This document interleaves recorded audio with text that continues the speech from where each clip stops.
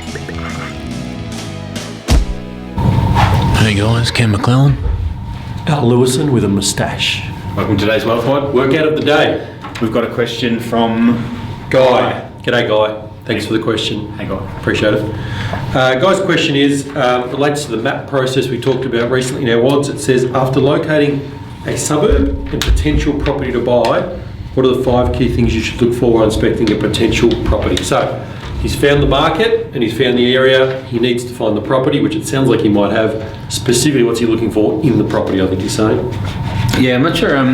It's the process to get to that property should have determined that property is the right one. So he may have jumped too fast and looked at the property without considering these things, because these things we're going to go through will without doubt let you know that you've got the best property every time. So we've run a series of WODs early on in the WOD series, which I think we're about 16 or 20 different WODs, which is going through the MAP process, which is how to pick the best market, then the best area, as Al said, and finally the property.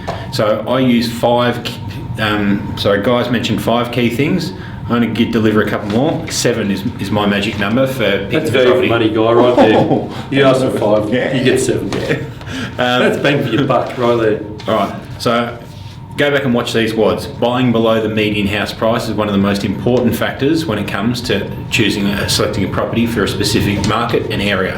And that comes down to ensuring that you get good valuations across your portfolio down the track, because future net wealth is determined by the bank panel valuers' valuations on your portfolio in 10, 20 years. So buying under the median house price is a big one.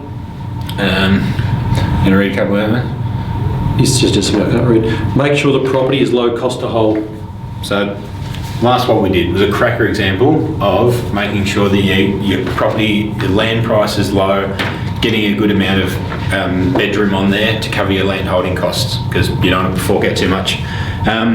Optimum size and quality, I think, is probably one of the other most important ones in this section here. So it's really easy to overcapitalise by size or quality.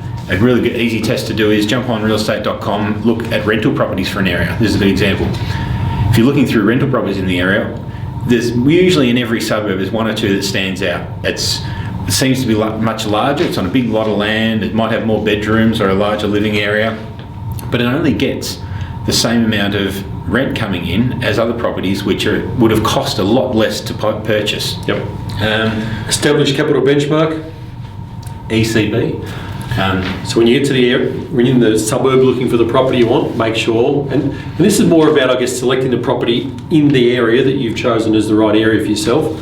But yeah, established capital benchmark. There you go. Land content, mate. You're a big believer in land content. We're our old school in our property investment journey. Land appreciates, buildings depreciate. So the basic rule of land content. I could tell you some stories about Cam and I with one of those big, long measuring tapes. 60 metre measuring tapes, yeah. We would be measuring out diameters in an area about how much land the house took up on the block. Yeah. It's sad. But is there any more there? I've got close to amenity.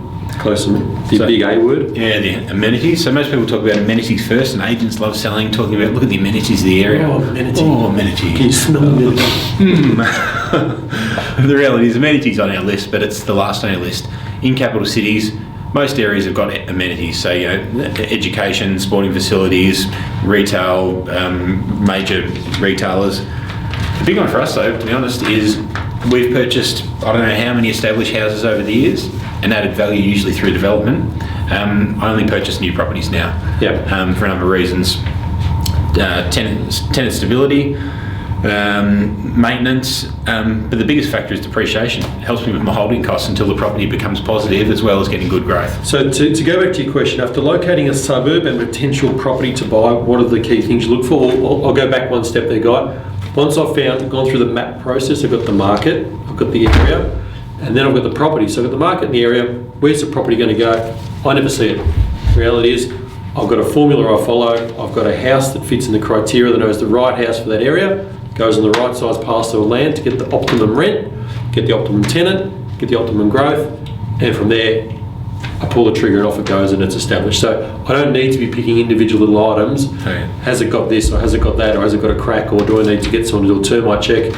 It's a brand new property. Yeah. All the check sheets are in there for you, Guy, if you want to purchase one. Guy, great question, and thanks everyone for the questions. Keep them coming.